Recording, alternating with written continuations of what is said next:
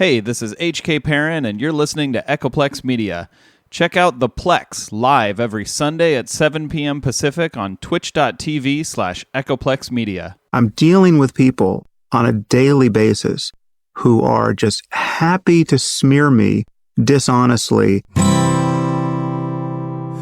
white, and I've got everything I need. No one clutches their purses when they're in a room alone with me. And I can drive for any neighborhood I please at any hour, and the police don't do a thing. So if I see a penny on the ground, I leave it alone and fucking flip it. I'm a straight white male in America. I've got everything I need. I'm a guy getting paid more than a girl with a degree. And I can walk down the streets after dark, no one wants to rape me. And I can get a girl pregnant and just as easily flee. Just like my straight white male dad did to me. So if I see a penny on the ground, I leave it alone and fucking flip it. I'm a straight white male in America. I've got all the luck I need. I've got a pile of broken mirrors and I'm walking under ladders and I'm spilling tons of salt, but to me that doesn't matter, cause my skin and my gender and my orientation are the best things to have if you live in this nation. I recommend it highly.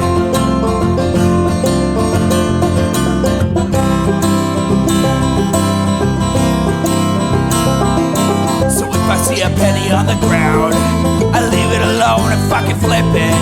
I'm a straight white male in America. I've got all the luck I need. Shit's gonna work out for me, cause I'm a straight white male in America. I've got all the luck I need. Our theme song here is Panhandlers Union, American Tune, and you're tuning into the Intellectual Dollar Tree. We do the show live every Wednesday. Is that what day it is? Wednesday at 7 p.m. Pacific right here on Twitch. That's twitch.tv/Echoplex Media. If you're listening on the podcast, there's a whole other show you're missing. It is the post game. It happens, after the show. And you can get it by watching live on Twitch or at patreon.com/Echoplex or at eplex.store. Membership at $5 or above on either of those platforms gets you that in your inbox the day after. Usually the afternoon after, because I do sleep in. Other ways to support this project can be found, of course, at echoplexmedia.com. Click the support tab. I've had a wonderful couple days off. Took off real early Sunday, right after we did the hour of the show. And on a couple days off, I did read Doppelganger by Naomi Klein, and I cannot recommend it highly enough. If you liked Shock Doctrine, you'll like this book, but it was a bit different than Shock Doctrine. And I'm not going to say much more because you should fucking read it. So, this week we're back to Sam Harris, but it isn't really about Sam Harris in this one. One of the people we haven't really covered is Russell Brand. And so here's Russell Brand and Sam Harris talking to each other for a very long time. And I'm sure everybody's going to be really glad that I did this to you. This should be fun, right? Fun.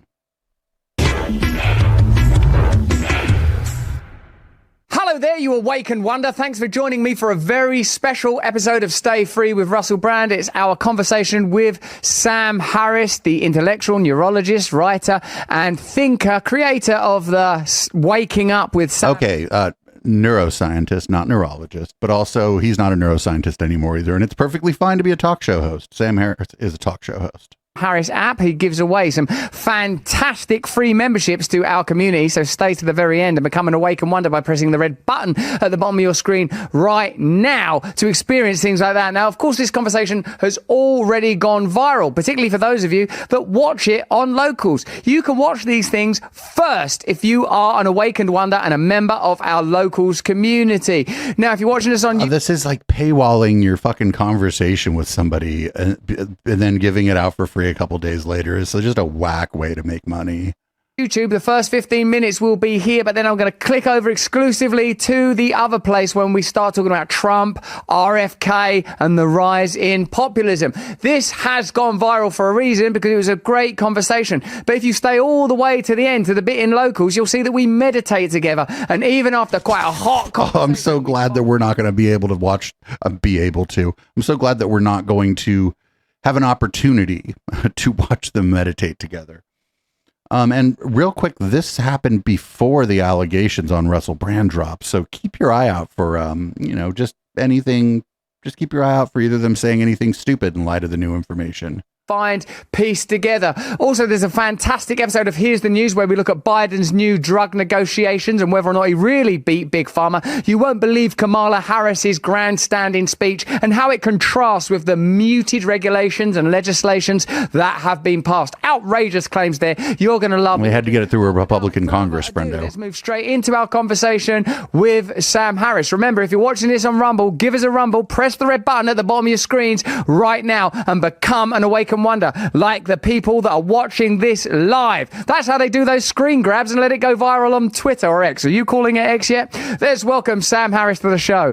Thank you for joining us, Sam Harris, you beautiful man. What the shit? What, I don't know, an ad. Quite worried about it. I'm not sure you and I would view the remedies in the same way. How do we get beyond this cavalcade of my experts versus your experts, my flag versus your flag? By acknowledging that we are all an expression of one unitary force. Oh, they're going to do, oh no. And Sam will go down this road with this guy too, where the solution to our problems is like hyper individualized. It's like a fucking, like this horrible neoliberal thing that the guys at Conspirituality actually talk about, where you fix yourself and then by fixing yourself and becoming awake and aware, you somehow fix the world. And Sam will go down that road with this guy. If he does that, Sam Harris will go down this road with this guy, because Sam Harris preaches a version of that with his fucking meditation app and shit. Mm-hmm. There's a methodology by which we would resolve those differences, and this shattering of our information space is making it very difficult to apply that methodology. The thing that I intuit is we are on the precipice. I always get mad when people who are really rich have the same mic as I do, and I'm talking about Sam Harris right now. Precisely because it isn't profitable. Have a little look around the Wuhan laboratory for infectious diseases and check out how it's funded and how it's regulated. What I'm saying. But Sam, more important than that, mate. I'm saying these are domains of relative knowledge. Do you agree we should start by addressing the most powerful interests in the world that seem to benefit more than ordinary people? Energy companies benefit when there's an energy crisis. The military-industrial complex benefits when there's a war. We have to address this. The idea that you're saying anything interesting. By the way, this is like his supercut of the interview. We haven't even got to the interview with that fucking dramatic music and shit behind it, but you're not really saying anything interesting that the people who build the machines of war benefit when the country goes to war. You're not saying anything. Like you would have to be stupid to think that's not the case. I think that's like obvious. It's so obvious you shouldn't even say it. Rich, right? And if you have I know this is wrong. I have to contest this, Sam.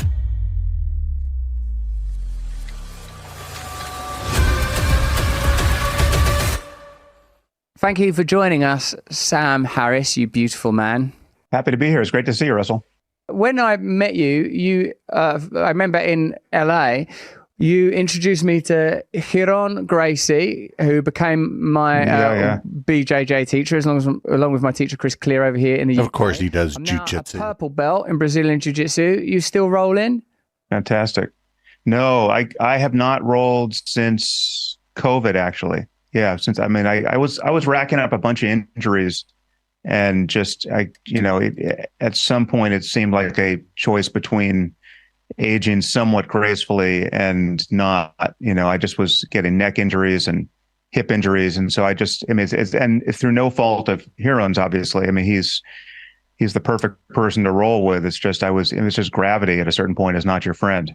Yes. Wait a minute. No. Wait. It's no fault of the teacher of mine, the BJJ teacher. He kept injuring me, but it was no fault of the guy who kept injuring me, who's supposed to be an expert. All right, dude. it's just one of the great losses of my life that I'm not currently rolling, and I keep fantasizing about going back. I need to get a sample of him saying I'm not currently rolling, because to me it sounds like I'm not currently on Molly. It does worry me to go back. How have you been holding up? Or how's your body? Pretty good. Right now, my knee hurts a little bit, my left knee, and my left shoulder hurts a little bit. What I try to do when rolling is very near the beginning of the session, establish a rapport with my opponent that I hope will translate into them on some level holding back slightly. Yeah. Well, I mean, listen, I was at some point I was only rolling with Huron, right? So I mean, obviously he has. And is that when you started getting injured? The critical support to this guy's Brazilian jiu-jitsu teacher, I suppose.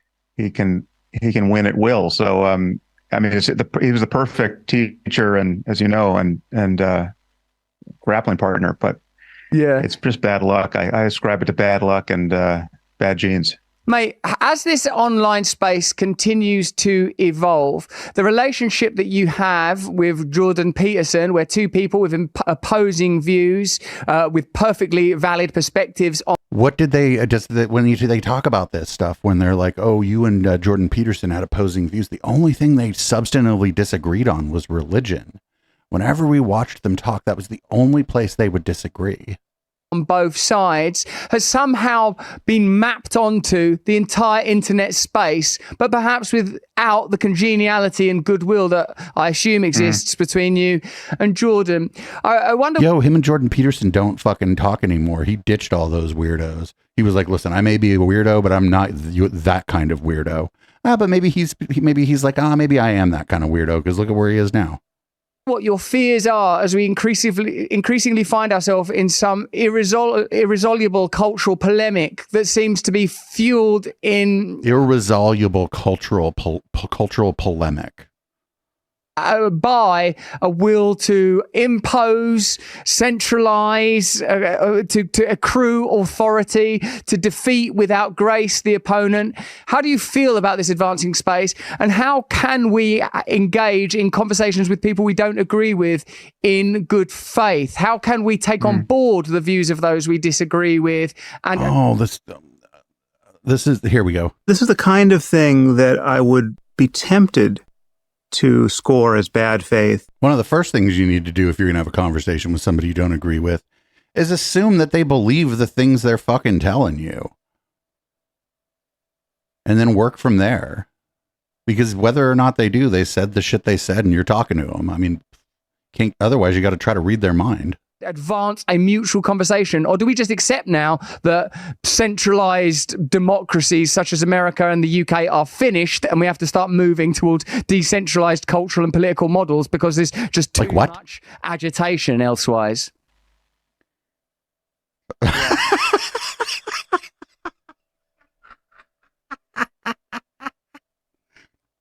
The little pause there is great. Finished, and we have to start moving towards decentralized cultural and political models because there's just too much agitation elsewise. Well, I share your concern about all this. This is something I'm quite worried about. I'm not sure you and I would view the remedies in the same way, but I can just kind of sketch out what I think the remedy is. I think we need to collectively develop the ability to worry about more than one thing at a time, right? So what I keep confronting are people who focus on one part of a troubling dichotomy. Take the tension between censorship, which I know you're worried about, and misinformation. Right now, I would acknowledge, that free speech is almost an intrinsic good. It's certainly the best error correcting mechanism we have, and that we should protect it at almost any cost, certainly politically. And yet there is this tension between misinformation and really becoming waking up in a society that's one day ungovernable on the basis of misinformation, where we just cannot converge on a fact-based discussion about anything because people are so siloed into their delusional echo chambers. And on the other side, our efforts to correct for misinformation, which increasingly look like censorship and increasingly are in tension with the almost intrinsic good of free speech. which we protect much better here in America than you do over there in the UK. So what I'm continually finding are people, we can talk about the left and right poles of the political spectrum as shorthand. It is not perfectly accurate now, but people on the left and the right can only focus on one of these bright, shiny objects at a time. Wait, what? They're only worried about misinformation, or they're only worried about censorship. They're only worried about wokeness, or they're only worried about Trumpism. They're only worried about, respect for tradition, or, innovating on everything. Right. This is what happens when you refuse to talk to your critics, because he would find actually that people who have been highly critical of him, and he would probably call those people the far left, if he actually spoke to those people, that they're not we're not hyper concerned on just misinformation. We're also concerned with how to stop it without, basically imposing fucking the thought police or the speech police, even on social media, where they generally have the right to do that. I still think it's a bad idea. Right. So there are all of these things that represent trade-offs where it's not a landscape of very clear distinctions between right and wrong and good and evil, but where we just have to figure out how to tune things, and or a trade-off between individualism and a commitment to the common good, right? I mean, if you privilege individualism above everything else, you begin to lose your ability to create a society that any sane individual would want to live in, right? So if we respect your right to put smoke in the air above everything else, we have undermined my right to breathe clean air, right? There is a trade-off here. There's some amount of regulation I have to impose on you so that your enterprise doesn't fuck it up for everybody. And so there's a tension here. And what I continually find, it feels like 95% of people can focus on one problem and can't dignify any mention. He's also just basically calling the populace stupid. I don't think the populace is stupid. I think most people are pretty smart. Of the opposing trade-offs with even a single sane sentence, right? And our online space has devolved into a polarized conversation about this landscape of trade-offs. I agree with you that these media silos are contributing to the inability to take on the perspective of the opposing side. And I think that no one's more guilty of creating these spaces than what are commonly, colloquially known as mainstream media spaces. Just today, we were looking at a broadcast on MSNBC where it was openly posited, and quite enthusiastically so, that were Trump to win the election in 2024, that he would immediately declare himself president for life, and therefore any opportunity to indict or indeed imprison Donald Trump will be lost forever. So nothing less than the future of democracy hung in the balance in the forthcoming 2024 election. Now, this was the claims that were being made in a specifically on MSNBC, and in particular it was Rachel Maddow. And I feel like it perhaps would be more beneficial if what you want to encourage is a rational discourse, to engage in to present rational arguments, and in particular to be candid, open and utterly transparent about the shortcomings of the side that you yourself advocate for. If freedom of speech means anything, it means the freedom of speech of your opponents. And I think we've seen over the last few years... Wait, okay, so what? So somebody you don't agree with politically said something you don't like. Well, you're okay. Then at the end, you're like, oh, well, freedom of speech for your opponents. It's like, yeah, well, that's what just happened. So it's all gravy, baby. Terms like misinformation, malinformation and disinformation enter the public discourse, not solely because there are now miracles around communication and technology that mean anyone with an idea and a rhetorical flourish can reach previously unprecedented audiences, but also because these new models precisely mean that centralizing and controlling any particular narrative is almost impossible. And the veracity of opposing information is indeed difficult to verify. I completely agree with you that we can't have single issue orators governing our space with sturm, drang and bombast. We do need to encourage... But to some extent, isn't Russell Brand kind of a single issue orator engaged in bombast? His single issue is just like a reflexive contrarianism. right? There's not a lot going on in his analysis. It's just fairly bog standard reflexive contrarianism, like you might find on any weirdo's Substack. That's what he just described himself. We do need to encourage, I would say, inclusive discourses where people are, as I said in my initial question, are deliberately favoring the views of their opponent, willing to see where they can concede, willing to accept that my freedom may at some point impede on your freedom. What am I willing to sacrifice? Now, these ideas are precisely the kind of things that I turn to meditation. But I feel like these are the kinds of this thing, like, what are we willing to sacrifice for the common good? I feel like a lot of these things are like already decided issues, right? Like, we have like really old sayings, like my ability to swing my fist kind of ends at your face or your body, essentially. We say your nose, I think, in that one. But like, we can sort of apply that in a broader sense. And then, yeah, there's some push-pull there, but we've already kind of decided the things that we're willing to sacrifice.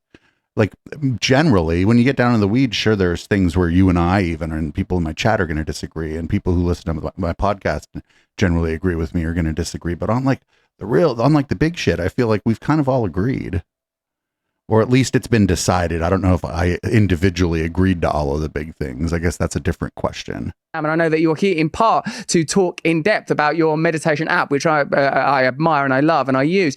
And I feel that precisely this kind of access to inner terrains that might provide us the ability to move beyond these spaces. One thing I'd also like to challenge, if I may, is that these left... Wait, what's the question? What is this guy talking about? The distinction between left and right devolving into periphery versus center, to use Martin Gurry's terms there from his book, Revolt of the Public, is significant. That what we have now is anti-authoritarianism versus authoritarianism. Yeah, we have a two-dimensional chart that includes that, friendo.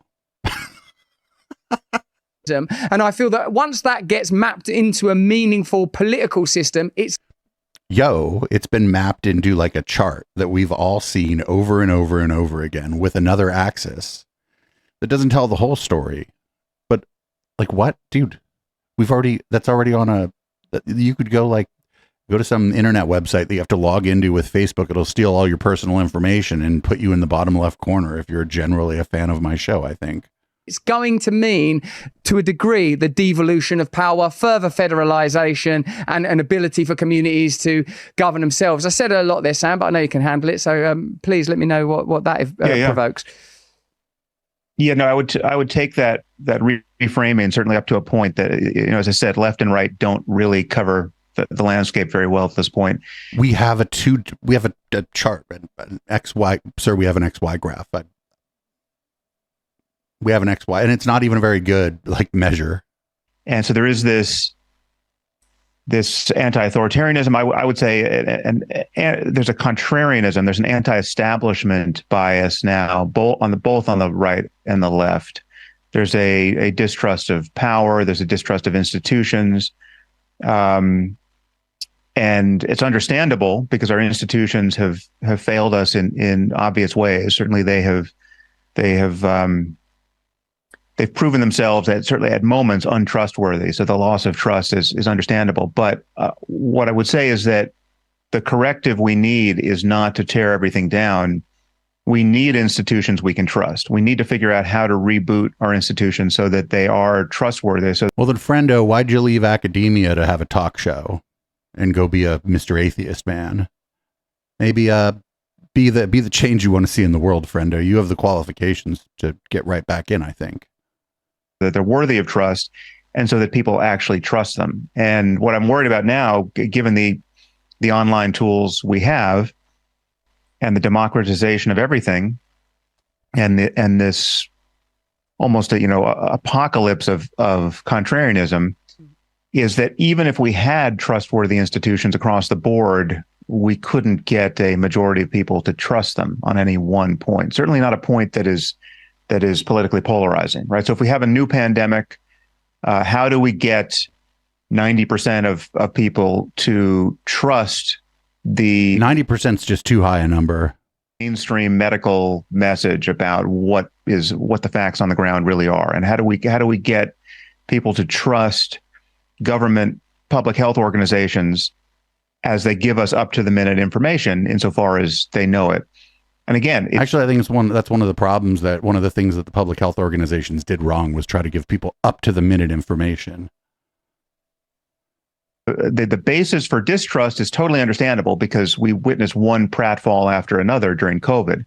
But what I'm saying is that Sam? we need to get to, we absolutely need, and to speak locally in the US now, we need a CDC that we can trust.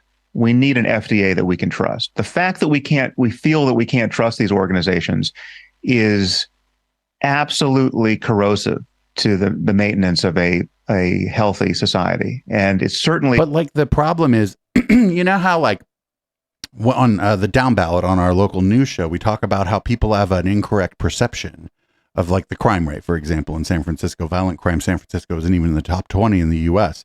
But if you ask people who are like consumers of like local news, they're going to tell you that San Francisco violent crime is out of control. And so I think that there's a little bit of that going on here where people don't trust institutions because influential people like Sam Harris and like thankfully losing his influence, Brett Weinstein and Eric Weinstein and Russell Brand and Joe Rogan are all telling people that nobody trusts the institution. So it's like a fucking ice cream cone that licks itself or something like that. Will put us in a position to fail once again to respond intelligently to the next pandemic. And what I worry about, again, what my concerns about COVID have, apart from the first few months when no one really knew what the hell was going on, my concerns about COVID have always been that it's a kind of dress rehearsal that we were obviously failing, right? And I worry that we're not learning the lessons of that failure. Because people don't tend to die in dress rehearsals, but all right, dude. I know he's trying to do a metaphor here, but it's a bad one. It's just inevitable that we will one day have a pandemic that's quite a bit worse, and we will need to be able to respond with coherence and learn to cooperate. But if the problem is if it's a new disease and people are kind of clamoring for information, then the scientific community is going to want to give people actionable information, and they're going to get some of that shit wrong. Scientific community and public health officials are going to get some of that shit wrong along the way. And if the shit happens again, people need to understand that. People need to understand some of the stuff you're going to be told is going to be wrong, but if it's going to be wrong, it's going to tend to not be harmful wrong. It's just going to be waste of your time wrong. Because a lot of what they got wrong was like waste of your time wrong. Yeah, at a global scale, and I'm not sure we're putting ourselves in a position to do that. I do recall both in our nation and in yours, Sam, an incredible moment of goodwill at the commencement of the pandemic period where people sort of intuitively understood that we were facing something unprecedented, and that indeed the principles of every measure, whether it's masking or lockdown or medications, is human life is, if not sacred, I'm aware of who I'm talking to, certainly valuable in a somewhat unique way, which if not sacred... I like sacred. let's go with sacred with then. Me without apology. Because if it isn't sacred, we're going to have to work out what the hell it is that makes it. But does it have to be sacred for me to just not want a bunch of people to die of a disease? Like, I don't have to think human life is sacred. It's like, do you want a bunch of people to die of a disease? I'm like, well, no. If the other option is no, then I'm just going to take the other option. Right. So worthy of, even if I'm just truly selfish and don't want my friends dying of the disease. Of this conversation, and any personal imposition is as nothing compared to our collective value and our joint duty to protect the vulnerable. But of course, what we saw, and these are just a few points I'm tracking, and I know that you're a busy man, but I'm sure you're broadly aware of the kind of media that I engage with and convey, is like the Albert Bourla, CEO of Pfizer, said it would be reprehensible if there were any profits made by Pfizer, and I think we all know that there were profits made by Pfizer. That their legal indemnity for any potential vaccine injury caused a lot of suspicion. The very fact that the FDA is significantly funded by the pharmaceutical industry causes a great many people concern, skepticism and cynicism. There are figures within the CDC, NIH, that have this is to one of our viewers here on the Locals platform, Primal Collins, says, that to get the kind of trust that we require, you would want no revolving door between corporations and, in this instance, big pharma. But then what is the individual in this industry supposed to do when they go work for a regulator and then if they get fired, if they go work for a regulator, they're a pharmaceutical, their background is in pharmaceuticals. Like, you think about this person, because we're like, they're saying no revolving door, but what about somebody, and then they're not, you know, they're not poor or whatever, because they went and worked for a regulator and now they're working for the pharmaceutical industry, but they're making 125, 130 a year. Like, shouldn't they be able to like maintain that lifestyle? They just lost their job in the government. They can't go back and work in the pharmaceutical industry. I don't understand. I think they shouldn't then be allowed to go be a fucking lobbyist, but I don't think that means they can't go work for like a pharma company. And if you are right, and you know and it's sort of certainly across infinite time, you are that there will be another pandemic. I suppose personally, what I would want is a real, transparent, candid mea culpa about this is how we handled it. This is what we did wrong. This is what we'll never do again. This is what we exploited. This is how it was handled incorrectly. These were people that were shamed that shouldn't have been. That should never have been said. These companies should never have profited. Moderna should not have. So we should put him in charge, is what he says. These are just all the things he wants. And I'm not even sure these are the things he wants. These are the things that like he knows his audience wants him to say. Invested in by a person. And also, if you don't know what the Gish Gallop is, look up the Gish Gallop, because let's say that instead of Sam Harris here, he had like a real critic on, somebody who was going to be real kind of rough on him. This guy's going to make like 10 fucking claims, and you can't do anything with that. There's nothing you can do when somebody does 10 claims. I see Juco's in the chat. It's like when Scientology comes up and starts asking an investigator questions. I'll just ask like 6 questions in 20 seconds. You can't do anything with that. You're like, well, fuck.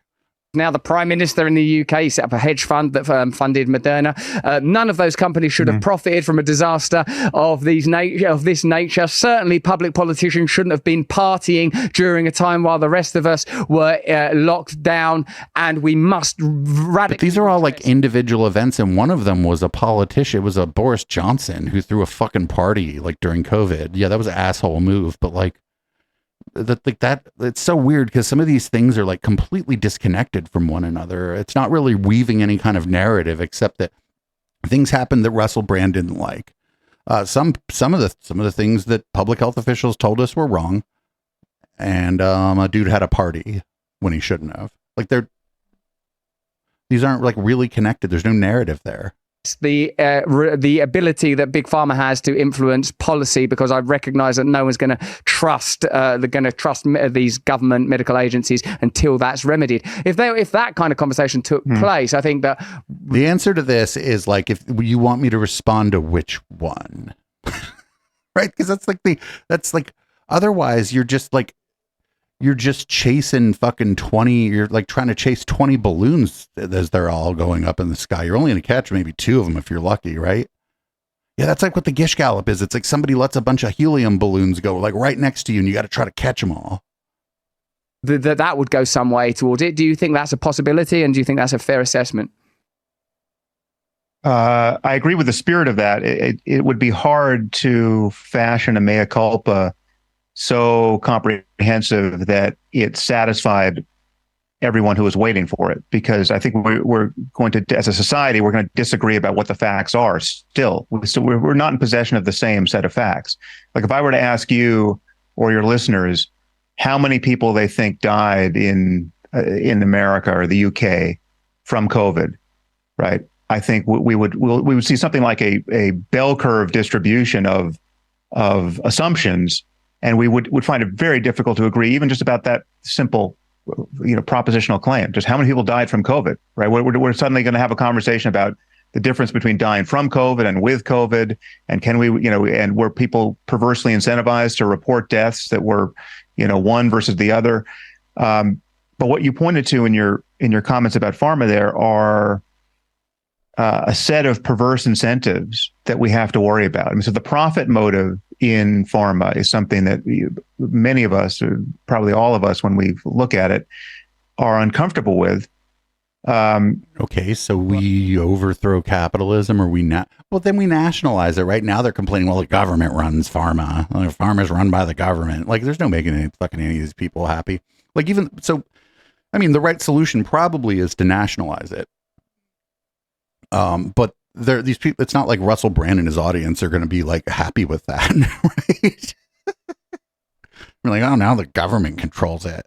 but it's also not clear how to incentivize drug discovery in a way that works, that dissects out that perverse incentive, right? So yes, I was totally uncomfortable with the idea of a pharmaceutical company enjoying windfall profits during a pandemic and racing vaccines to market, knowing that billions of dollars were waiting to hit the cash register. Is that what happened? What could go wrong with that? And that, again, this is why. So baked into this is the assumption that these vaccines are just brand new and came out of nowhere. That's not really true. There's a lot of work being done on mRNA vaccines for coronavirus type diseases. So that work was built upon. They didn't start from scratch. Why we need an FDA and a CDC and other regulatory organizations we can trust. And your revolving door comment is totally valid.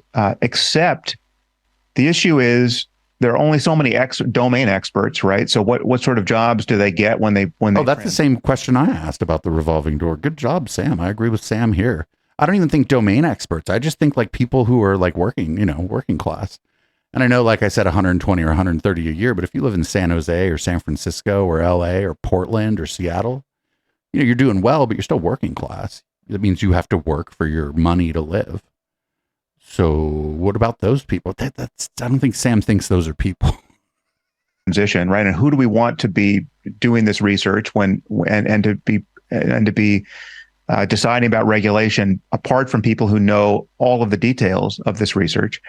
And you take a simple case, but let's take it off COVID for a second because that's so highly politicized. But take the fact that we as a society desperately need to create a new generation of antibiotics, right? For as long as you and I have been alive, we've lived in this bright, shiny moment where infectious disease has been radically curtailed by us having a very solid armamentarium of antibiotics that work, right? If the first antibiotic doesn't work, there's one behind that, and there's one behind that, and there's one behind that.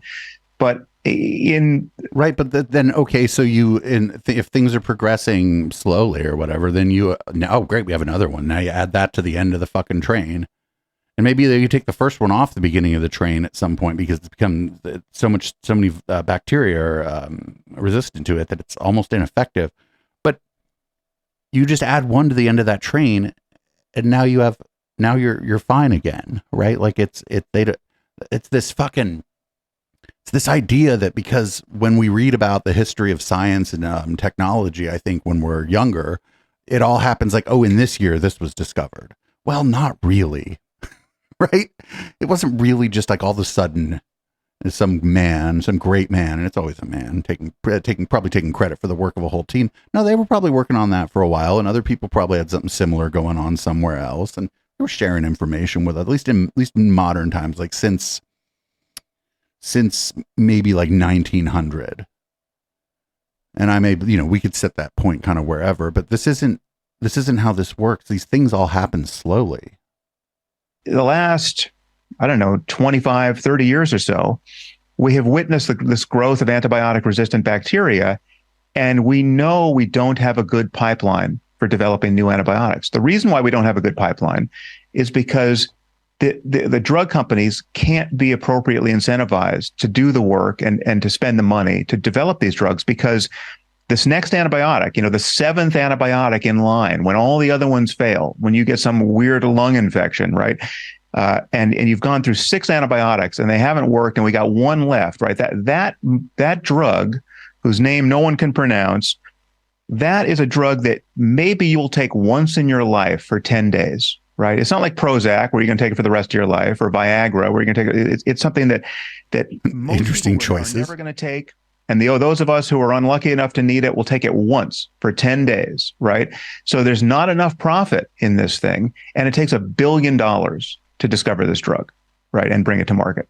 Yeah. So how do you get companies to do this? And if we were going to make governments do this, how badly would they handle that project, right? So you see, like, that's the thing is, I knew it. Like, as soon as, like, okay, well, I mean, unless we just fucking do like that fucking Posadism with the dolphins and shit, which I don't even know how that works. But anything short of that, if we're going to have vaccine development or new drug development, it's going to be the state or private institution or private business is going to be funding it. Those are the two places that even the universities, even public universities, they're getting money from to do any of this research. So magical third funding source. This is why this stuff falls apart, because the point isn't so much like, oh, well, we should be doing this differently, and here's a couple ideas. The point is, well, we're doing this wrong, and it's everyone's fault. It's everyone's fault but mine. And in Sam Harris's case, he's got a little of that Eric Weinstein going on, where he thinks everybody should probably listen to him. A problem of incentives and trade-offs, and we have to figure out how to untangle all this in a way that preserves public trust in institutions, and it is a hard problem. It's astonishing to me that it was once the role of the left to offer very aggressive critiques of those kind of models, and now they are entirely bereft of them, whether it's on the subject of war or the sort of immersive and disruptive power of big pharma. It no longer seems to be whilst earlier on I did offer a alternative to those labels, as we discussed, it seems to me that I'm on the left, and I don't this feels weird. I feel like I'm arguing against like a caricaturized version of what he thinks I should do based on what he's decided my belief system must be. Like how do you even, like, if he had me on and he's like, oh, the left is supposed to be critical of these things, I'd be like, well, what? Like, why? What the shit are you talking about? Like, why? Like the way I decide what's true and false isn't like based on this guy's caricature of what I must believe based on the fact that I'm a leftist. What a fucking crazy thing. Any attacks on the militarism, particularly with regard to Ukraine-Russia conflict, and the role of pharma and corporations more broadly, seems to be coming from the right, and that's sort of extraordinary for me with my own particular political and cultural heritage. And I also like to add, while I've got this opportunity, that I take neither Prozac nor Viagra on a daily basis. It's at most once every other day. A chance would be a fine thing. That was a joke. YouTube now, so if you're watching us on YouTube, please click the link in the description to join us on Rumble, where I'll be asking Sam Harris about the popularity of figures like Donald Trump, about whom he has spoken extensively, and Robert F. Kennedy. Why are we seeing this rise in populism? If you want to see how Sam's going to respond to that question, click on the link. Also, Sam's going to be giving away access to his Waking Up with Sam Harris meditation app, which is fantastic. So join us over. Imagine on paying on for a Trust Fund Babies meditation app. Conversation, and consider becoming an Awakened Wonder, where you get access to all sorts of additional content, and for a limited time only, a pair of underpants, which I will be offering you in a moment or two, Sam. But first, I want to get your perspective on the rise of populism and what that suggests about the decline in establishment trust, which we've touched on. I feel like, like Trump's a runaway leader in his own party. I feel like 80% of Republicans want to vote for Trump, and something like 19 or 20% would vote for RFK, in spite of the lack of mainstream media coverage of his campaign. So you have a significant number of Americans from across the political spectrum, narrow though I would contest that political spectrum is when you consider what's possible if you're a regular meditator. He's trying to be like, we meditate. We're both higher beings than other people. Again, this idea that you get, and the spirituality guys talk about it a lot better than I do, where you just have to be on a higher vibration than everybody. And if everybody was like you, once you get to that higher vibration, then all our problems would be solved. Just meditate. If you meditate and I meditate and everybody meditates, they'll all be on a higher vibration and everything will be great. And that's stupid.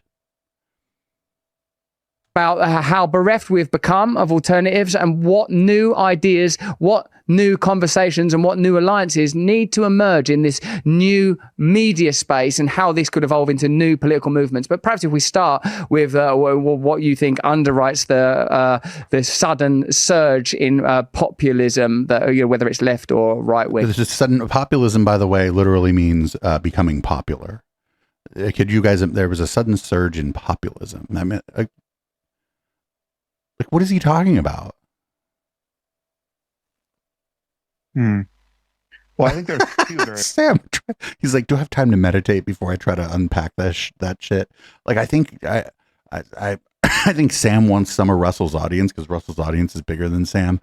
but I can kind of like his face. It looks like he struggles a little bit after Russell finishes talking. Variables. I mean, one is this siloing into echo chambers that has been enabled by the internet broadly, but social media in particular. I think it's possible to stay in a silo now in a way that it simply wasn't a generation before. Even though yes, there was an opportunity to have your biases enshrined in just how you decided to use the media, in the past. But it's just gotten worse and worse to the point where there's almost no Darwinian corrective to misinformation and lies now. Like, you really can swim in an ocean of lies for as long as you want, and nothing from the outside is going to intrude, or certainly need not intrude. And so you have these hermetically sealed spaces of information and misinformation. And so we're not converging on anything like a fact-based discussion about anything of importance now. And so you take somebody like Trump now, who to my eye is it's not an exaggeration to say it. He is the most relentlessly dishonest person we have ever seen in public life. I mean, he just lies at a velocity that doesn't even make any sense, right? He does. I mean, many of his lies aren't even self-serving, right? They don't serve his purpose. It's just this automaticity that he distorts the truth. He'll contradict himself in the span of 30 seconds, and he has cultivated an audience that simply doesn't care, right? This is not an audience that... It's funny because he's sort of describing Russell Brand and his audience right now too.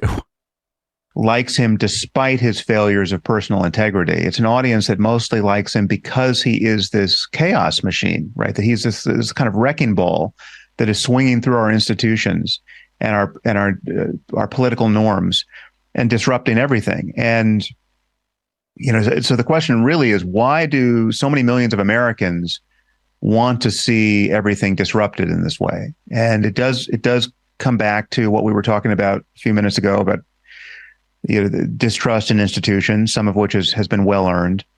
I think the role that wealth inequality and a sense of loss of opportunity is playing is rarely remarked upon. It's amazing to me how little. Yeah, nobody ever talks about wealth inequality ever. On either side of the political aisle, that we grapple with the implications of wealth inequality now, and so I think that is certainly a variable, but it's not a straightforward one. There are a lot of people who are not at the bottom of our economic stratum that support Trump or support the disruption of everything and support this kind of populism on the right. Well, I think people that are more powerful actually just support the narrative about the disruption of everything, because if that keeps people paranoid, then folks in power can just go about their business, and then people are paranoid about shit that isn't happening. And so maybe they don't even take a look at who's actually in power and who's pulling the strings and shit. I don't know. I mean, for me, the bright line with Trump, and whatever you want to say about his character, and I've said many things about, I've banged on for hours about Trump to the boredom of millions. But it's not the subject matter that makes you boring, sir.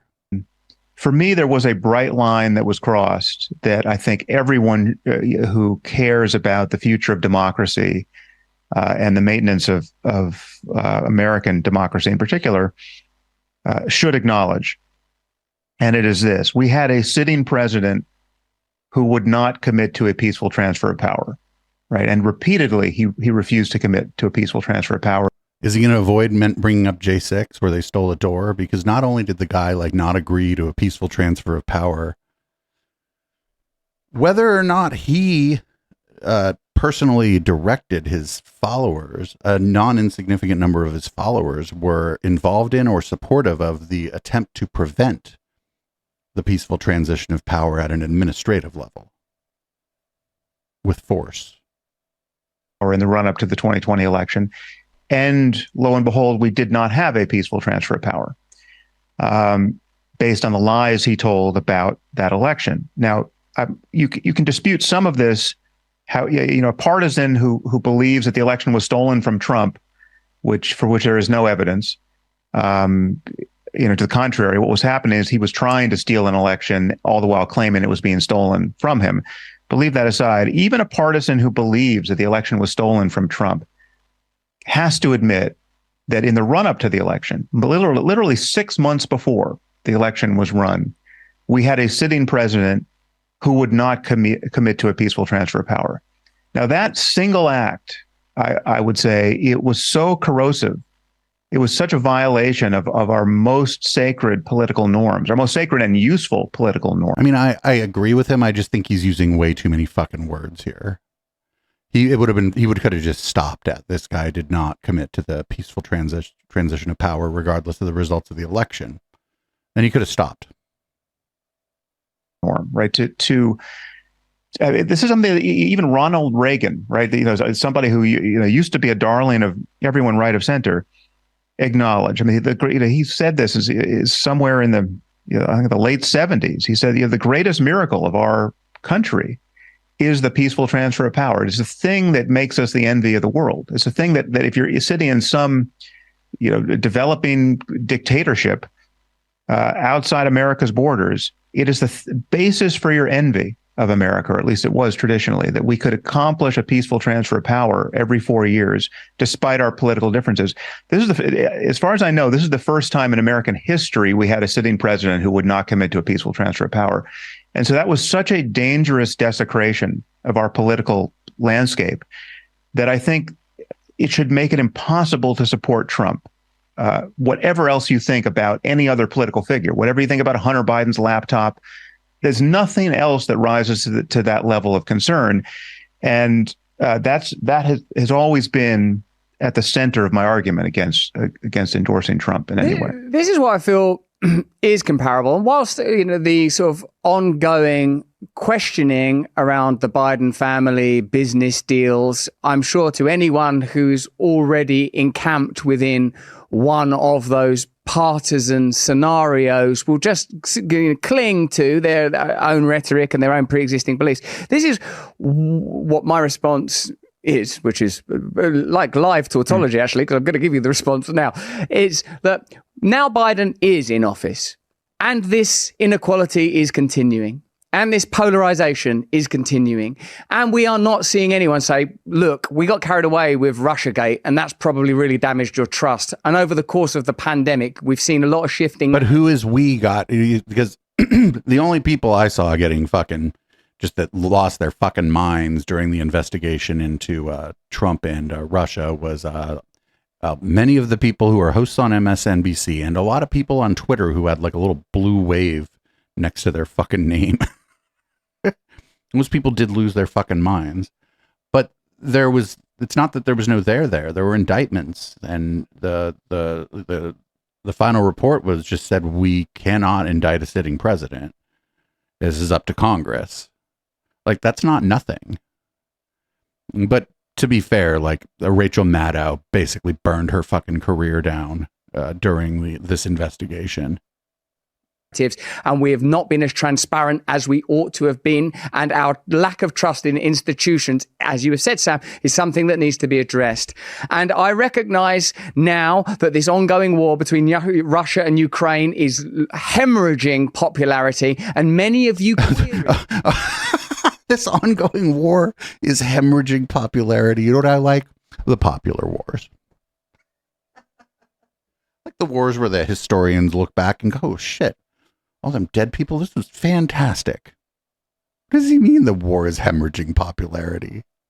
Is this the humanitarian war that many claim in order to stop the criminal Putin? Or is this like so many other American wars, like the one in Iraq, like the one in Afghanistan, like the one in Korea, like all American wars up till now, actually motivated by unipolar objectives, a globalist corporate agenda, the advancing of the interest of the military-industrial complex, an explicit plan for BlackRock to rebuild Ukraine post-war?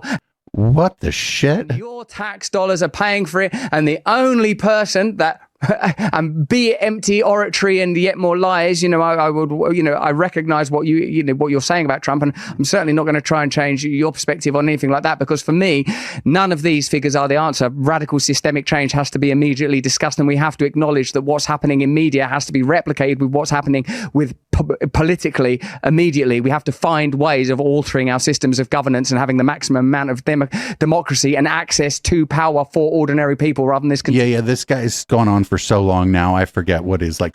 He's like, I have 3 points I want to make, and then after I'm going to give a 3-minute speech.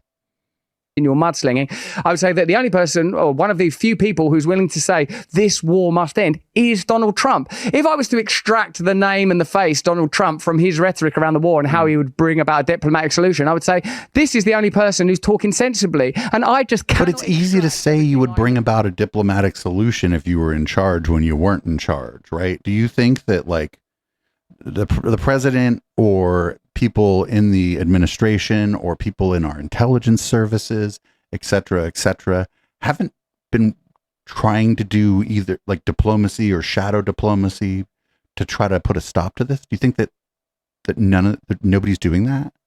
Like, what does he think's going on? Know about should Joe Biden and Vladimir Putin have a 3-hour long form podcast to talk about this? Like, what the fuck? What the fuck?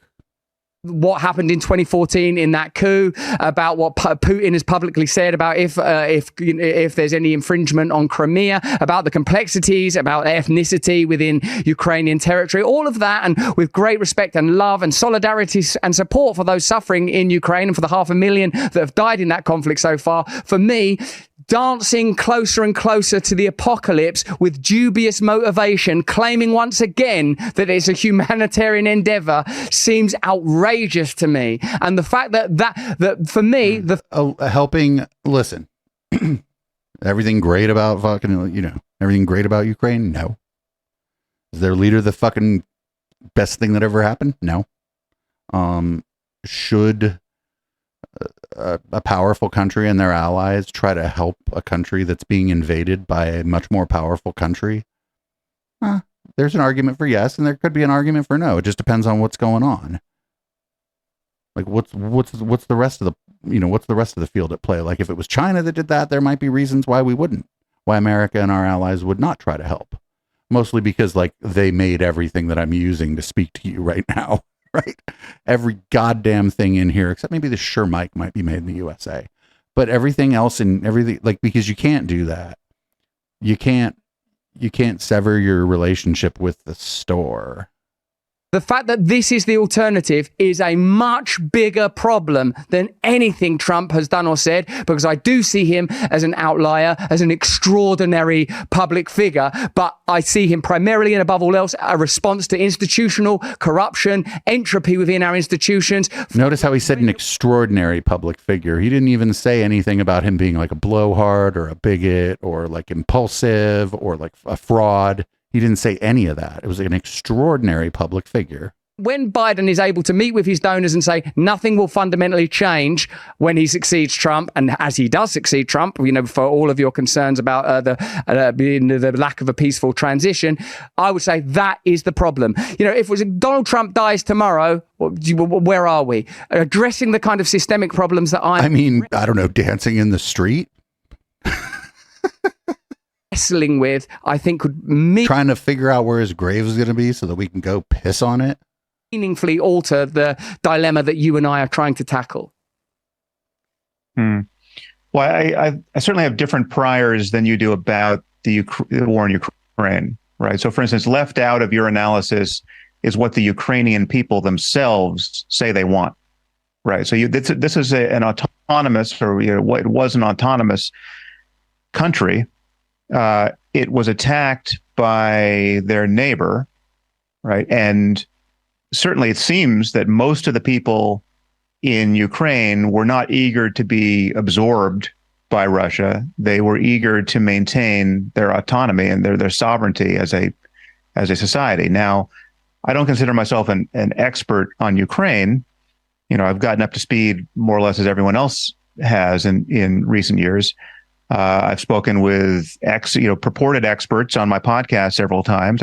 Somebody like Timothy Snyder, who takes a very different view of this war than you just articulated, very defending the Ukraine view, and other people like Ann Applebaum, and these are people who are subject matter experts, but those people are shells. Your point of view and the point of view of your audience, and certainly Trump's point of view, they're part of the blob that would be arguing for this war in the first place.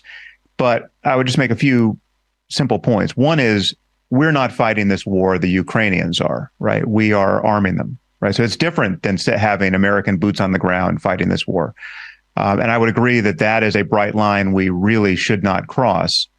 The other point here is that I think this is once again, a domain of trade-offs, where there's not at every moment clearly right and wrong answers to these very hard questions. There's a trade-off between giving in to nuclear blackmail and the whims of an authoritarian psychopath, and not giving in to it and holding the line, again, even in spite of threats to usher in the end of the world. To hold the line in defense of a rules-based international order. Now, whether we get that right or not is of some consequence, right? I would argue that it is worth worrying about what Putin's going to do with his nukes, as the temperature increases over there. But it's also worth worrying that giving in to nuclear blackmail sets a terrible precedent, right? So how we navigate that is using diplomats, often possibly referred to as the deep state. Again, it's hard, and what you want are not impetuous know-nothings steering the ship at that moment. You want actual experts who understand the history of these kinds of conflicts, and Russell doesn't like any understand everyone's relevant capacities and lack thereof. Understand what's likely to be bluffing. Understand the incentives and not understand what's. Oh, you mean those same experts that got us into Iraq? Putin's likely to do next, and still, that's not a science. That's an art, and we should be very. The bigger picture here is we should be very worried about the nuclear status quo. The fact that we have a world that is, for as long as we've been alive, rigged to explode. Forget about intentional nuclear war. We have a world that can explode on the basis of. Well, yeah, I mean, this is the most. That's the thing is, of course, you end up agreeing with Sam Harris sometimes when he talks to Russell Brand, because this is the most bog standard shit in the world. It's hey, when you deal with this, it's complicated, and there are people with a lot of experience dealing with Russia. Not only do they have a lot of experience, maybe they have contacts in both Russia and Ukraine. There's all kind of back channel shit happening. I've seen Burn Notice. I know what's going on. Of misinformation and just sheer. Sam too has seen Burn Notice. Just radars that malfunction. It can steer us into a nuclear conflict. Is terrifying, and it's something that we have to figure out how to address. But to treat Putin like he's just a normal actor with rational interests who we can deal with like any other leader of a free society is just not accurate. He is a person who murders his political opponents. He murders journalists. He's not a normally corrupt politician. He's an autocrat, and he's an autocrat who's armed with nuclear weapons, who threatens to use them. It's something that we have to treat as categorically different than we would treat a disagreement between us and France or the UK. Us being being America in this case. I do have a concern that pathologizing the opponents of the hegemony as maniacs, whether that's Trump or Putin, is a shortcut to looking at some of the complex historical arguments, and just notably including. Yeah, he's not going to even respond to the guy. We have a joke in during Red Light. Anytime a Russian oligarch dies, we have a joke that their plane got pushed out a window. It's so common for rich people and who either maybe are rich and are against Putin or are rich and turn on him to have their plane pushed out a window. And the journalists have been, when they report too much and shit, they're gone too. Is it Putin specifically doing it? Probably not in each case, but Russell's not going to respond to any of that. I think he either like missed it or knows that he can't, because if he says what he thinks about that, he's like, yeah, that it's actually really bad to kill your political opponents. Because like on one hand, he's going to he's probably not going to even respond to the killing of the political opponents, but I guarantee you he talks all the time about how, oh, Biden's trying to put Trump in jail. The infringement upon the not treaty but deal between the former Soviet Union and America not to infringe on former NATO territories, and of course the rights of the people of Ukraine are incredibly important. Is after all them that are living and dying, and their intentions are and their desire about their national sovereignty is utmost in everybody's concerns and considerations. And like whilst you cited the people you had conversations with, I would cite sort of Jeffrey Sachs, who came on here with a couple of other Pulitzer Prize winning journalists. Jeffrey Sachs, who now would be lucky if they get a job on the internet with this curiously altering online space and media space. And what I feel has to be our shared obligation, if indeed what we want is to bring people together who have currently opposing perspectives, is to critique and address the systems rather than the individuals involved. Russia is a unique country, as perhaps all countries are, with a unique history, and this is truly has the potential. Wait a minute, wasn't he just a bit ago talking about the Biden family's supposed crime ring? Aren't we? Should we be maybe we should criticize the system instead, sir? A global conflict and should be handled with extreme caution. And I would suggest that we have to be open to the possibility that the declared incentives and intentions of American unipolar interests are distinct from their actual interests. Privately, it's pretty clear that it's been acknowledged that the Ukraine counteroffensive is not going well. I think it's pretty plain that the military-industrial complex asserts incredible power over the direction of American... Right. So this is... And, I'm all for the idea of like big structural change to the extent that we can have it. But... this guy's like ignoring the field of play as it sits and be like, well, wouldn't we just be better if the field of play was better? Well, it's like, yeah, I guess so. But it would also be better if I had a bigger studio, or if I lived in San Francisco instead of the burbs, or like if I had 30,000 live viewers right now instead of just 30. Like the field of play is the field of play. So like because they're like talking past each other here, because all Russell wants to talk about is the things he claims are systemic and the systemic problems and the fucking military industrial complex. And the thing you heard from Harris here was like, well, here's the field of play right now. He just described what's going on and editorialized some, sure. But he just kind of described what's going on. So like, well, this is what's going on. And people have to make decisions based on what's going on. And a lot of them decisions are fucked up. That old damned if you do and damned if you don't, that statement doesn't come from nowhere, right? It isn't, it like literally means something. And it's an important thing to think about, is damned if you do, damned if you don't. Foreign policy. And I say that I would address this precisely how I would have looked at the conflict in Iraq. Who is benefiting from this? What are the relationships between military industrial complex? But the United States was dropping bombs and sent people into Iraq. This is different. And nobody invaded anybody. Well, the U.S. invaded somebody. We weren't going, like, maybe a better comparison would be the Iraq War I, where the United States bombed Iraq to try to get them out of Kuwait, and there were oil interests there. We had a friendly relationship with Kuwait, and like that's a better now. It's not perfect, but it's better than the Iraq War II.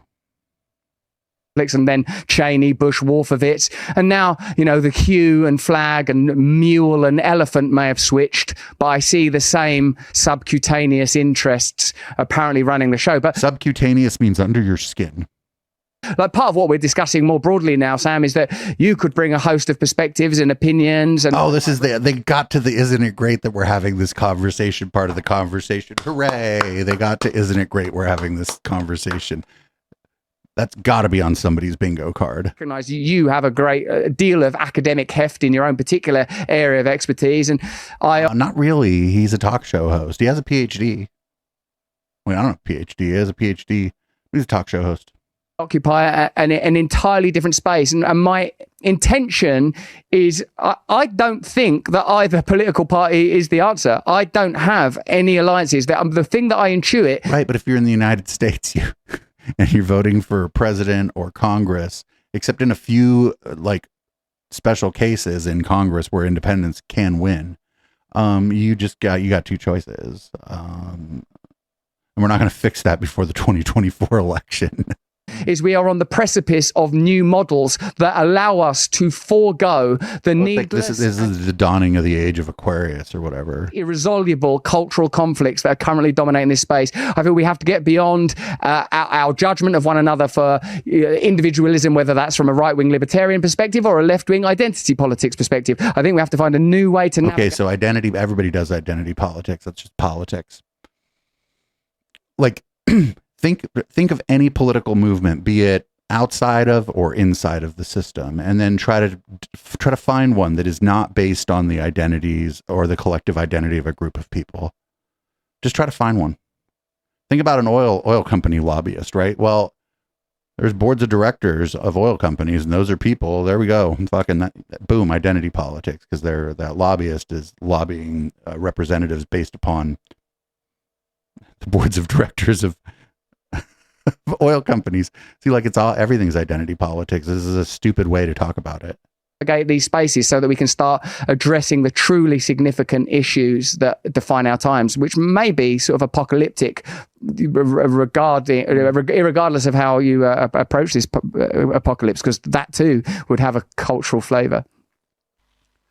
Yeah, my concern is that the starting point for addressing any of those problems is a fact-based discussion about what the problems themselves are, right? So, for instance, if you think climate change is a hoax, right, and someone else thinks climate change is one of the most pressing problems we have to address as a society, somebody's wrong, right? I mean, there's a methodology by which we would resolve those differences, and this shattering of our information space is making it very difficult to apply that methodology. I actually feel that even something as complex and hotly contested, ironically, as that issue. No. It is not. Even polling in the United States ain't very close to 50-50 on whether or not it's happening, friendo. The polarization is, do people want the government to take action? That's where the polarization is, not is it happening and is it man-made? Could be resolved with this type of dialectic. Do you agree that when looking for solutions for problems that affect all of us, we should start by addressing the most powerful interests in the world that seem to benefit more than ordinary people? Always check what the measures are that are suggested in order to solve these problems. If the measures are, we are going to impede the freedoms of ordinary individuals as a priority, we are going to tax ordinary people more highly, that is going to engender cynicism. And even the way the problem is described, I think most people, like particularly in our country, conservatism, the sort of the right-wing political movement, is environmentalist. They want to conserve the environment, England's green and pleasant lands. Most Republicans are nationalist. We can find ways of not like bludgeoning people with like my science versus your science. Why did the inventors of mRNA vaccines? Well, but now you're changing the subject. Why did the inventors? Oh no, this is all over the fucking place. Massive Gish Gallop. This guy's Gish Gallop game is on point. It's all a good game, Gish Gallop. Johns Hopkins experts get censored. Why did these experts flourish? You know, instead of going on and on ad infinitum about that, so we are going to have to live on this planet together.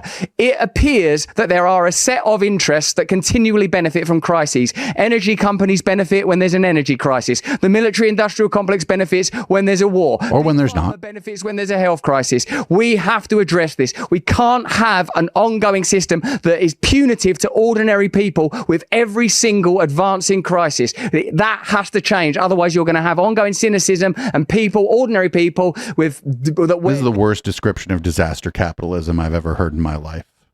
different livery but have ultimately the same interest, attacking one another while nothing significantly changes. In a sense, I think we have to find careful ways of moulding the clay of the argument with the intention of resolution Well, you could try Scientology. They do that weird shit with the clay and they make you scream. rather than the intention of winning. That, I think, might be an important way that you and I, for example, could contribute. Yeah, it is truly difficult. I mean, what you're talking about are the effects of perverse incentives, and it is. Sir, say capitalism. To my knowledge, no one has figured out a way to categorically clean this space up, right? So again, I'll come back to the very simple and non-politicized example I brought up a few minutes ago.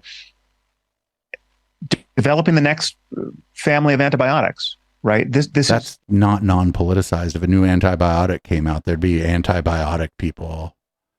It is massively resource intensive, right? It costs $1 billion to bring one new antibiotic to market.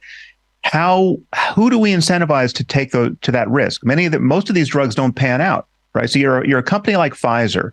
I would say we need a company like Pfizer to do that work, right? The alternative is to say the government should do that work. Now, the very same people who recoil from the perverse incentive of windfall profits to Pfizer when we have a pandemic are some of the same people who will laugh at the prospect of entrusting the government to develop our next generation of medical therapies, right? Well, I said that earlier too.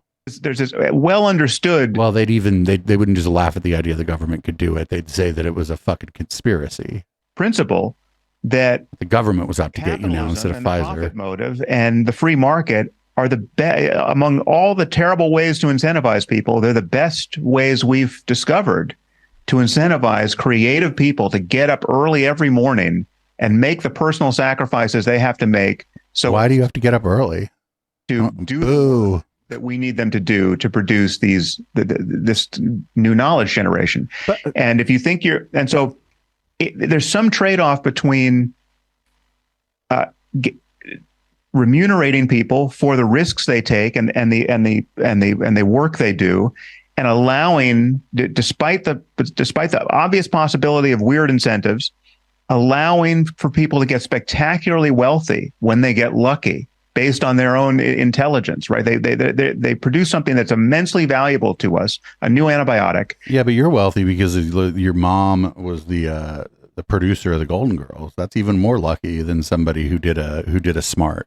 And we should let them get rich, right? and if you have an alternative to that, well, by all means, express it. But to my knowledge, we haven't found one. I would like to express an alternative, but also outline a few things within your hypothesis. No one is conducting that research at Pfizer precisely because it isn't profitable. So this tells us precisely the mentality that governs at Pfizer. And when indeed there is innovation... Right, but he's just re-describing the problem. He's continuously just re-describing the problem that those people over there are corrupt. That's everything he's saying is that those people are corrupt. These people are corrupt. All these people are corrupt. So, I mean, yeah, there's fucking corruption in organizations. They're made of human beings. Some people are corrupt and some people, they get into an organization and the organization's dysfunctional and that person becomes corrupt as a function of being in a dysfunctional organization. All right, dude. Like you've been taught, that's all he said over and over again. The same fucking message. You might find that it came from BioNTech in Germany, who were funded by the German taxpayers. And you might find that Pfizer's profits were garnered by charging the American taxpayers who paid for that Pfizer apparent Pfizer innovation, but actually a BioNTech innovation anyway. So what I would say is, it's not like the government, you get a bunch of giddy, silly, owned revolving door civil servant corruptos in on the gig. No, the way that Pfizer would fund universities, the way that Shell Oil fund art exhibitions, you would fund at the level of taxation in response to referenda, in response to a mandate derived from the people of America or the country of relevance, and say, we want to spend this on developing this new antibiotic that we believe is going to help people. It's not going to be profitable for Big Pharma. You saw how those guys carried on in a what the shit? Right? So something needs to be radically reevaluated. So we should go vote on whether or not the government is just going to research a specific drug that doesn't even exist. Like, how would you even fuck it. As sensible public intellectuals and true leaders are offering you an alternative. We're going to, in fact, offer a one-time windfall tax that takes back the profits from Pfizer and Moderna. We're nationalizing those companies right now, and we will pay for our fine academic academies at Stanford, Johns Hopkins, Yale, Oxford, and Cambridge to do. Yeah, that's the problem. Is like, first of all, I mean, under the U.S. Constitution, I don't think you can do that. I think that kind of stuff's been ruled unconstitutional. But like, people like Russell Brand's audience would freak the shit out if that happened. This research. Half of them probably don't like the idea that if they're, to the extent that he has an audience in the UK, half of them probably don't even like the fucking NHS. And when it works, and by God it will work, you will benefit from it. Not Pfizer, not Moderna. You, the good people of America. Mark the X in the box. We'll make sure we count every single vote. That's what I would suggest, Sam. But the very fact that research isn't okay. But the United States doesn't. I don't even think the United States has a system by which you can do a national referendum on a federal law or a federal policy. I don't even think that system exists. I don't think it's within our system of government for that to happen. Undertaken, of course, identifies the glitch in the machine that has to be addressed before all else. Well, there is a glitch there. The market is. Hold on 1 second. I got to silence the phone here. Sam, we can use this opportunity to transition to the next part of our conversation. Oh, look, he's like, let's after I said something fucking stupid, he's like, we're gonna move on actually, now that you've gotten up. I want to talk a little bit about actually, Russell, I need to make one point, because I think it's very important. There's a very strange double standard that we all feel in this space, where we think it's somehow morally appropriate for someone to get spectacularly wealthy when they create the new iPhone, or they create a new, blockbuster. That was funded by the government. That was funded by taxpayers. That tech, I don't think that's right either. They're next on the list. Most and people, Google, okay, all of them. Okay, but unless you're going to stigmatize wealth itself or private property itself, unless you're a communist, gargantuan most wealth. people have this not double communism. standard. No. This is wrong. I have to contest this, Sam. I'd say Google was funded by public. Like, this is awful. I love this. So was iPhone, and the public should own it if they pay for it. Let me just lay out what I think most people feel this. Most capitalists feel this. That there's a difference between getting wealthy by if you're James Cameron and you create, the Terminator franchise, right? That's okay to get wealthy doing that. Because we all want to see, fun movies every summer, right? So what could be wrong with that? And yet the person who cures cancer shouldn't get wealthy, right? There's something corrupting about getting wealthy. The idea that one individual is going to cure cancer. Cancer is an umbrella term for a number of different diseases. It's not just one thing. So I don't think that's really how that's going to shake out. I think it'll be incremental. There will be people who win Nobel Prizes for their work as cancer research and treatment evolves. Of a true benefit to humanity, right? The person who's running a global relief organization that's responding to famines in Africa, that the CEO of that charity shouldn't be making $5 million a year, but the CEO of General Motors should be, because how else are you going to recruit them? And what have with that double standard, we systematically recruit less talented people to solve our most pressing social and scientific problems, right? So we give every smart. Let me just land the plane here.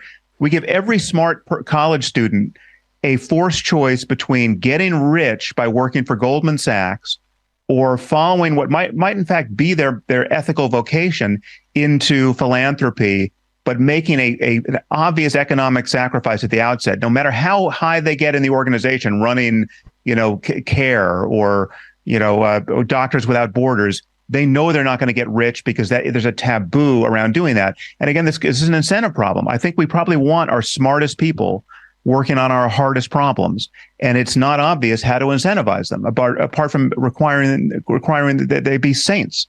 Well, And I don't think Well, that's you said the market, but he also, when he said the market's the best one, he said it's better than all the other shitty incentive systems. So, I mean, I'll be a little bit fair to him there, but Russell Brand is fucking freaking out right now. I think Saints are in short supply. because we are not organizing society to generate them. Now, I would say that if we prioritize materialistic models, materialistic rewards, and incentivization models that are predicated on that modality, Wait, isn't this guy throwing a big old fit about being fucking demonetized right now? then we will be doubling down on this false this rich guy. myth that's driving us ever further towards the kind of apocalypse that both of us, I think, sense is coming in different ways. You for this set of reasons, me for that set of reasons. And I would say that, well, let's face it, the main reason that we're having this conversation, Sam, other than we both guys that like having a chat and we love the jiu-jitsu and we can handle a gentle quarrel, is to talk about your Waking Up app. Now, what is the point? This is as good a place as any to put a fucking fork in the podcast version of the show. I think during the post game we are going to watch the rest of this because I want to see them, like, because they haven't really talked about the vaccine, and I want to see them I want to see how this goes with the vaccine. Because I'm of two minds here. I think Sam either went on here because he had like nothing to do and he's a rich guy, or he's trying to kind of get back in the good graces of these sort of IDW adjacent, contrarian by reflex sort of people, because he's like far less popular than he once was. I don't know the answer there, but podcast listeners, I gotta let you go. But patreon.com/echoplex or eplex.store, join at a $5 level or higher, and this will be the members version of this will show up in your inbox, and it'll show up a day early, a day before the podcast comes out. Also, twitch.tv/echoplex media. I don't know, follow us, watch our other shows. We got great shows. And we also got great music. Speaking of which, here's Boomers by Periscope. I'm changing the color of the lights in here and change the content of my beverage, and we'll be right back with Red Light.